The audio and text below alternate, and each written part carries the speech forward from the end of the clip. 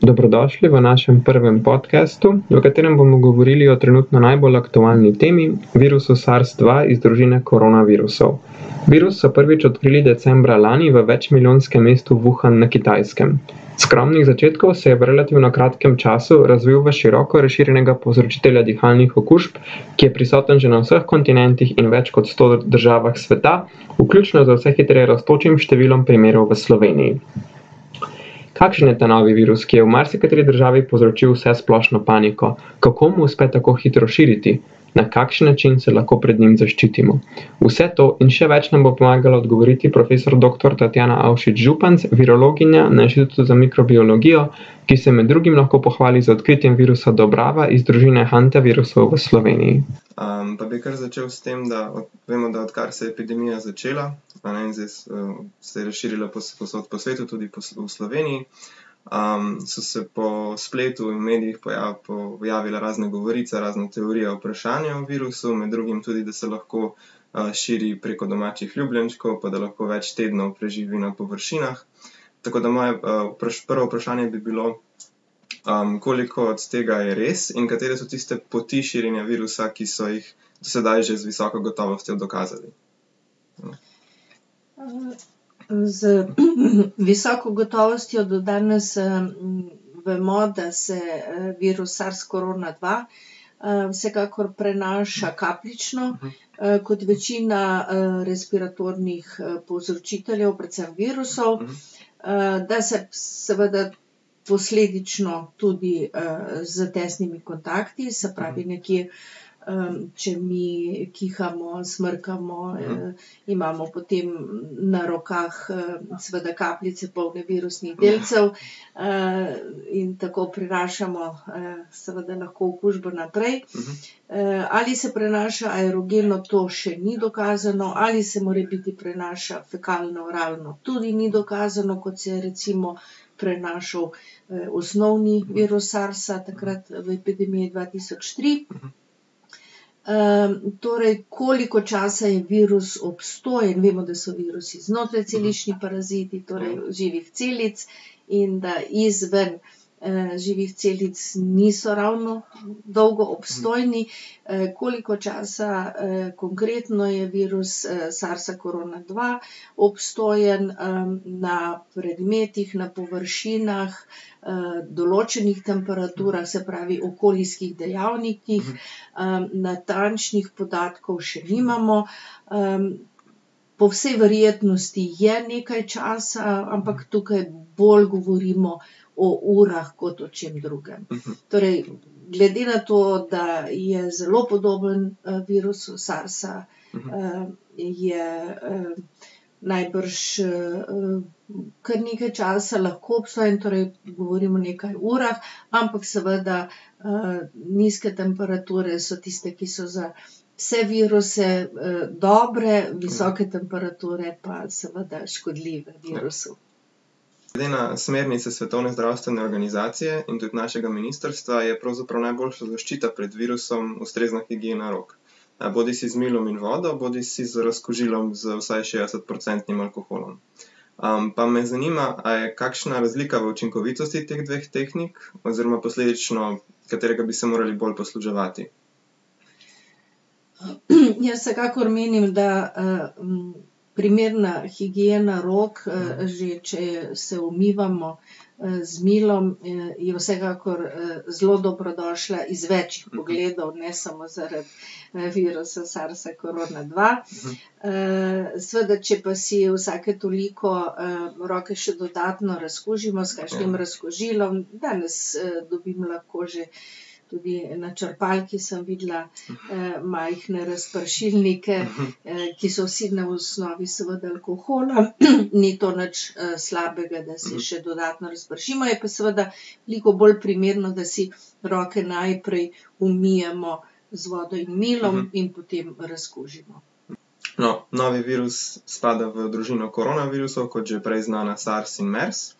Vemo pa tudi, da se ti trije virusi v nekaterih zadevah tudi razlikujejo, na primer v smrtnosti in nalezljivosti. Tako da me na tem mestu zanima, katere so tiste značilnosti novega virusa, po katerih se razlikuje in po katerih je podoben ostalim že prej znanim koronavirusom? Novi SARS-CoV-2 virus je najbolj podoben osnovnemu virusu SARS-a. V genomu sta si kar skoraj v 90% podobna. Sicer pa je ta novi SARS-CoV-2 morda veliko bolj v genomu podoben SARS-podobnim koronavirusom, ki so jih odkrili v netopirjih, ravno na Kitajskem, pa tudi, ki so jih odkrili v pangolinih, to so taki srednje veliki sesavci. Tako da, kaj vemo iz samega genoma novega virusa, ki je seveda predstavlja virusno srce in možgane in iz tega lahko marsikaj tudi sklepamo. Vemo, da je ta virus torej zelo podoben virusu SARS-a, da celo uporablja isti celični receptor kot virus SARS-a, kar je seveda zelo pomembno za pripravo protivirusnih zdravil, za pripravo cepiva in tako dalje in seveda posledično za proučevanje patogeneze nastanka bolezni. Ampak seveda v virusu še marsičesa in razširjenosti ne vemo. Torej, če ga primerjamo z virusom SARS-a in z SARS-om kot boleznijo, potem vemo, da je veliko bolj kužen, bi lahko rekli. Se pravi, mi imamo že danes 10-krat večje število samo v 2 mesecih, dobrih 2 mesecih, odkar poznamo ta virus in bolezen, ki jo povzroča, večje število bolnikov in okuženih, kot je bilo v epidemiji, kompletni epidemiji SARS-a. No, na srečo pa imamo seveda dosti manjši odstotek smrtnih primerov in še te so nekako bolj vezani na ljudi, ki so starejši, torej govorimo o starostnikih, ki imajo neke tudi pridružene osnovne bolezni. No, pri MERS-u pa govorimo seveda o dosti manjšem številu bolnikov, nekje okrog 2800. Do zdaj je zelo omejen res na Arabski polotok, z izjemo manjšega izbruha, ki je bil v Južni Koreji. Smrtnost pri njem pa je veliko večja, nekje okrog 30%. Torej, ti virusi kljub temu, da so si med seboj zelo podobni, čeprav sta si SARS-CoV-2 in SARS-CoV-2, ta zdajšnji povzročitelj COVID-19, veliko bolj sorodne kot pa MERS, je med njimi še zelo veliko razlik, kot vidimo že, o kužnosti, pojavnosti, poteku bolezni, smrtnosti in tako dalje. Torej, imamo še vedno več vprašanj kot odgovorov. Omenili ste, da nekako virus najtežjo klinično sliko povzroča pri starejših pa pri kroničnih bolnikih. Pa me zanima, če so še kakšni drugi dejavniki, ki vplivajo na potek oziroma težo okužbe. Ja, nekako je znano, da naj bi SARS-CoV-2, torej ki povzroča COVID, povzročil nekako v 80% blago obliko bolezni, lahko tudi vemo in aparentno, se pravi brezsimptomno okužbo, kar seveda ni najbolj fajn, ker vemo, da take osebe pa kljub temu najbrž da lahko tudi so izvor in širjenja okužbe naprej. Nekje v 20% respiratorno okužbo z recimo neko atipično pljučnico, no, v redkem odstotku, nekje tam od 3 do 5%, pa bolniki zbolijo za res hudim potekom bolezni, ki nekako je v povezavi zaenkrat še vedno in delež teh bolnikov še vedno je med starostniki, kjer vemo, da pač po eni strani tudi imunski sistem ni več tako aktiven in sposoben, ne kot pri mlajši populaciji.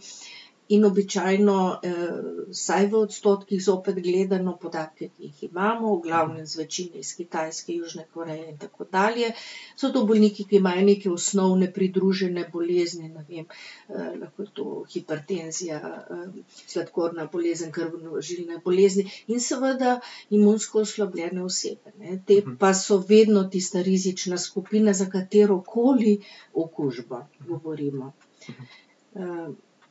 Zaenkrat lahko povemo to in tudi lahko povemo to, da na srečo tudi ni veliko otrok med bolniki, ki bi imeli COVID-19, kar je seveda po eni strani zelo dobro in pozitivno. Zdaj, vemo, da smo virus odkrili tudi pri nas, tako da me zanima, zdaj, kako približno izgleda test koronavirusa, se pravi, kje se lahko naredi vzorec, kako naredijo ta test in kako potem poteka dokaz na vašem inštitutu? Torej, za testiranje oseb vedno napoti bodisi lečeči zdravnik ali specialist, infektolog, katere druge stroke. Seveda, ko oseba pač izpolnjuje neke klinične in pa epidemiološke kazalce, seveda se eni in drugi kazalci s časom, verjetno ste to opazili, tudi spreminjajo. Tako da, ali pa zdaj v primeru, ko imamo tudi v Sloveniji dokazan primer, seveda se bodo testirali tudi vsi kontakti, ki so bili v kontaktu s tem bolnikom.